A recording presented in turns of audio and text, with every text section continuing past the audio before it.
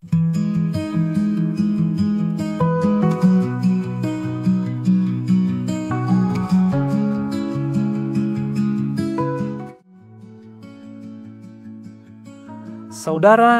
terkasih dalam Kristus, kita bertemu kembali dalam acara katekese visual. Dalam katekese kali ini, saya akan mencoba membahas tentang Ekaristi sebagai identitas kita orang Katolik. Dalam katekese ini, saya akan mencoba memberikan penjelasan lebih cenderung kepada aspek historis dari Ekaristi.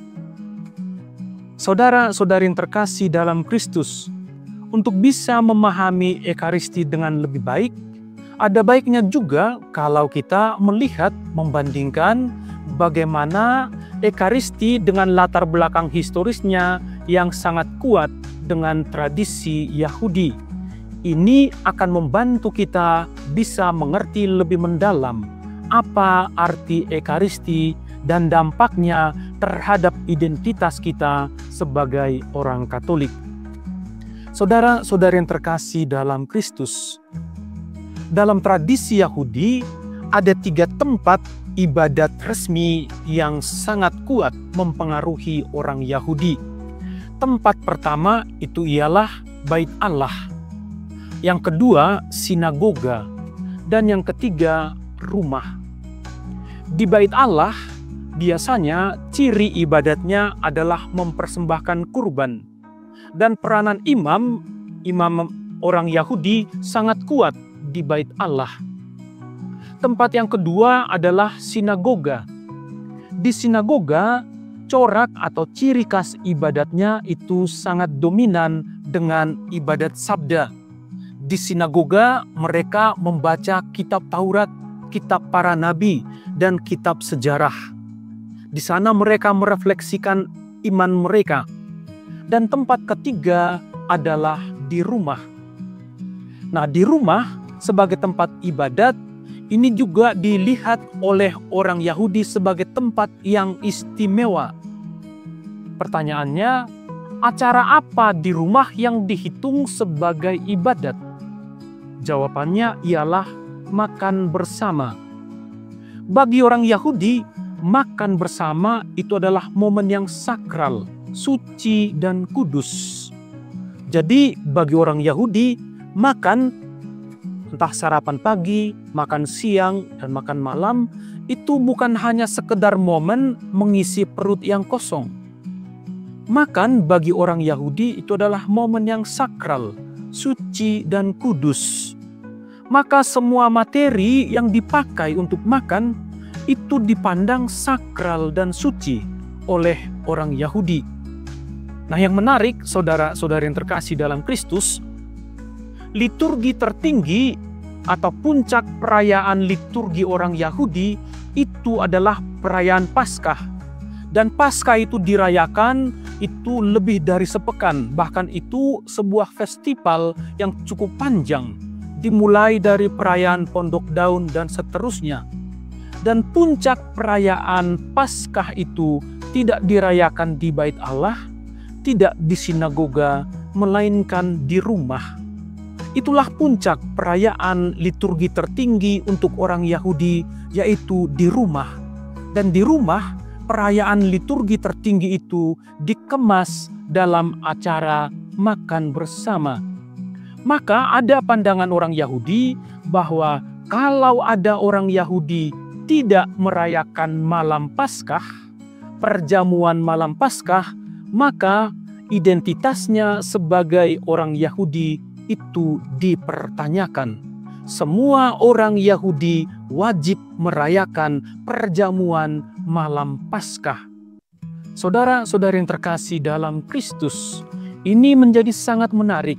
Liturgi tertinggi orang Yahudi tidak dirayakan di Bait Allah, bukan di sinagoga, tetapi di rumah. Karena itu dirayakan di rumah, maka perayaan malam Paskah Yahudi itu menjadi perayaan keluarga. Semua orang ikut ambil bagian di dalamnya. Semua orang bisa mengakses perayaan itu secara bersama-sama.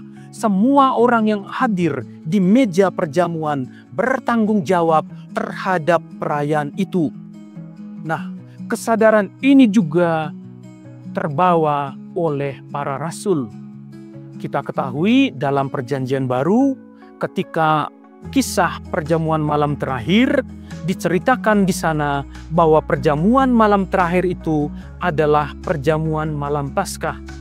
Bahkan sebelumnya ada 2 orang murid bertanya kepada Yesus, "Guru, di mana engkau menghendaki kami mempersiapkan Paskah bagimu?"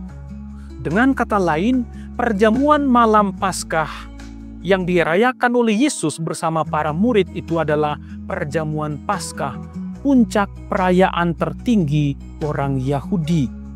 Saudara-saudari yang terkasih dalam Kristus, dalam refleksi gereja selanjutnya, perjamuan malam terakhir Yesus ini selalu dipakai sebagai referensi utama untuk memahami Ekaristi. Kalau orang Yahudi melihat perjamuan malam Paskah adalah perayaan liturgi tertinggi, maka dalam gereja Katolik juga sama. Perayaan Ekaristi adalah menjadi puncak perayaan iman kita. Kalau orang Yahudi merasa bahwa kalau ada orang tidak merayakan perjamuan malam Paskah, identitasnya sebagai orang Yahudi dipertanyakan. Tentunya gereja juga punya pemahaman yang sama. Jika ada orang yang dibaptis dalam gereja Katolik, tetapi dia tidak mau ikut berpartisipasi dalam perayaan Ekaristi, maka identitasnya sebagai orang Katolik juga bisa dipertanyakan. Dan tentunya ini bisa dibalik, bahwa semua orang yang dibaptis dalam gereja Katolik tidak boleh dihalang-halangi untuk bisa terlibat aktif dalam perayaan Ekaristi.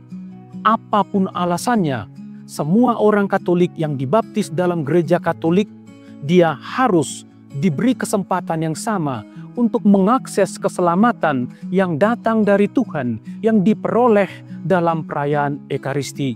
Saudara-saudari yang terkasih dalam Kristus, Ekaristi adalah bagian identitas yang sangat mendasar bagi setiap orang Katolik. Semoga dengan demikian kita juga semakin mencintai perayaan Ekaristi. Pada kesempatan ini kita juga tentunya harus berdoa. Berdoa kepada Tuhan, semoga Tuhan membantu menolong saudara-saudari kita di tempat-tempat yang jauh, yang karena situasi dan berbagai macam kendala, mereka mengalami kesulitan untuk bisa merayakan Ekaristi seperti yang bisa kita rayakan di tempat kita. Kita berdoa, semoga Tuhan juga menyuburkan panggilan di dalam gereja, sehingga Tuhan mengutus para gembala, sehingga semakin banyak orang yang bisa mengakses keselamatan melalui perayaan Ekaristi. Semoga kita mencintai identitas kita sebagai orang Katolik melalui perayaan Ekaristi. Tuhan memberkati.